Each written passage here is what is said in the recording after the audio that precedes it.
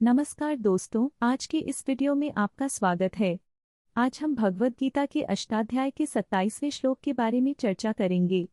हम जानेंगे कि इस श्लोक में भगवान श्री कृष्ण ने किस तरह से जीवन के गूढ़ रहस्यों को उजागर किया है। अगर आपको हमारा वीडियो पसंद आए तो कृपया लाइक करें और हमारे चैनल को सब्सक्राइब करें।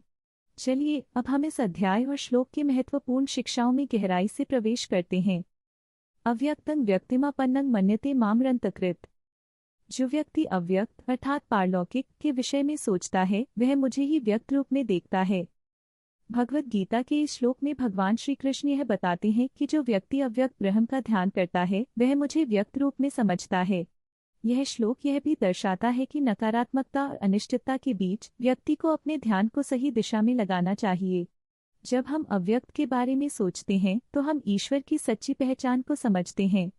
यह जीवन के तनाव और परेशानियों से मुक्ति पाने का एक मार्ग है। एक गांव था जिसका नाम सुखपुरी था। वहां एक बुद्धिमान और दयालु व्यक्ति रामू रहते थे। रामू के पास एक प्यारा सा बच्चा था जिसका नाम मोहन था। मोहन हमेशा जिज्ञासु रहता था। एक दिन मोहन ने अपने पिता से पूछा, पापा, जीवन का सबसे बड़ा रहस्य क्या है? रामू ने मुस्कुराते हुए कहा, बेटा, जीवन का सबसे बड़ा रहस्य है सही दृष्टिकोण। कुछ दिन बाद गांव में एक बड़ी समस्या आ गई। सुखपुरी के तालाब का पानी सूखने लगा। गांव वाले चिंतित हो गए क्योंकि पानी की कमी से फसलें खराब होने लगी। सभी गांव वाले एकत्र हुए और समस्या का समाधान खोजने लगे। मोहन ने देखा कि उसके पिता हमेशा सोचते थे, क्या ये समस्या असाध्य है? मोहन ने अपने दोस्तों से कहा, हमें अव्यक्त पर ध्यान केंद्रित करना चाहिए।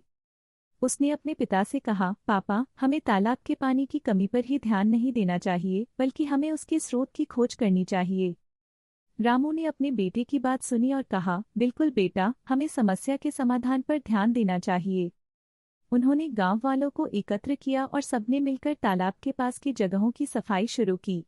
कुछ ही समय में पानी का स्तर बढ़ने लगा। सभी गांव वाले खुशी से झूम उठे।